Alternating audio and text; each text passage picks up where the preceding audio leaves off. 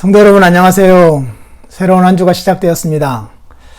오늘도 계속해서 로마서 6장 말씀을 살펴볼 텐데요. 오늘 이전에도 한번 언급했어요. 명령법과 직설법 사이의 관계에 대해서 한번 살펴보자고요. 명령법과 직설법 어느 게 먼저일까요? 예를 들면 명령법이 먼저이면 이런 거죠. 너 이렇게 해라. 그러면 이렇게 될 것이다. 혹은 이렇게 해주겠다. 이게 명령법, 직설법 순서입니다. 직설법, 명령법 순서는요. 이러이러한 것이 되었다.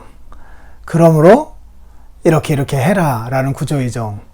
사도 바울의 서신을 보면 후자가 훨씬 더 많습니다. 직설법이 앞에 나오고 명령법이 뒤에 나와요.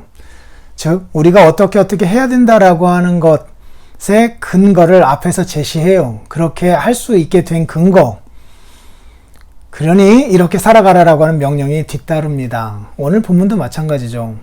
죄에 대하여 죽은 우리들 아니냐라는 게 직설법이죠.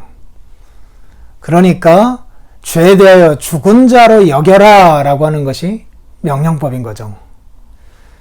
죽었으니까 죽은 자처럼 살아가라 라고 하는 것이 명령법이에요. 오늘도 그렇게 나타나는 거예요. 예수 그리스도 안에서 우리가 죄에 대하여 죽은 자래요. 죽은 자이기 때문에 죽은 자처럼 여기며 살아가야 한대요. 죽은 자이기 때문에 계속 죄를 죽이며 살아가야 한대요. 참 아이러니인데 죄에 대하여 죽은 근거는 그리스도 예수와 연합되어서 십자가에서 주께서 죽으실 때 우리도 죽었다라는 것이고요. 그렇기 때문에 오늘 우리가 죄에 대하여 늘 죽은 자처럼 여기면서 살아가야 된대요. 죄를 죽이며 살아가야 된대요. 그래서 12절에서도 또 나오잖아요. 그러므로 너희는 죄가 너희 죽을 몸을 지배하지 못하게 하여 몸의 사욕에 순종하지 말고. 죄가 우리의 몸에서 그 왕노릇하지 못하게 하래요. 명령법이죠. 왜요? 죄에 대하여 죽었으니까요. 직설법이죠. 아니 죄에 대하여 완전히 죽었으면 이제 더 이상 그렇게 살 필요도 없는 거잖아요. 살려고 할 수도 없는 거잖아요. 예를 들면 죽었으니까 이제 그 죄는 짓지 않게 된 거 아니에요. 이렇게 생각할 수 있는데 아니에요. 죄에 대하여 죽었기 때문에 죄를 죽이며 살아가야 한대요. 이런 건 아닙니다. 수영도 못하는 사람이 물에 빠져가지고 허우적거리고 있는데 거기서 헤엄쳐서 나와라 라고 하는 명령은 아니에요.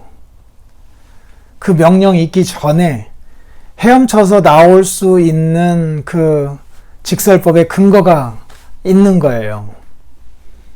예를 들면 수영을 못해요. 그렇지만 허우적거리고 있어요. 그렇지만 앞에서 너가 수영을 못해서 그러나 물에 빠져 지금 죽게 생겼으니 그래서 수영을 잘하는 그분이 너에게 가서 지금 너를 데려가려고 하고 있으니 그러니까 그분에게 네 몸을 맡겨라. 몸에 힘을 빼고 가만히 있어라. 그러면 살 것이다 라고 말씀하는 거랑 비슷하다고나 할까요? 이게 명령법이에요. 그래서 직설법이 참 감사한 거예요.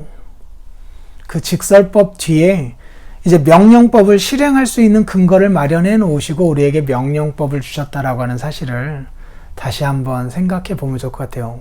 주께서 우리에게 명하시는 모든 것들은 그렇게 할 수 있는 근거를 그리스도 예수 안에서 마련하고 성령 하나님 안에서 할 수 있게끔 힘을 주신 이후에 우리에게 명령하신 것들이다라고 하는 것 다시 한번 기억하면서 감사함으로 직설법을 먼저 묵상하고 그 다음에 명령법을 생각하면 좋을 것 같아요. 한번 고민해 보세요.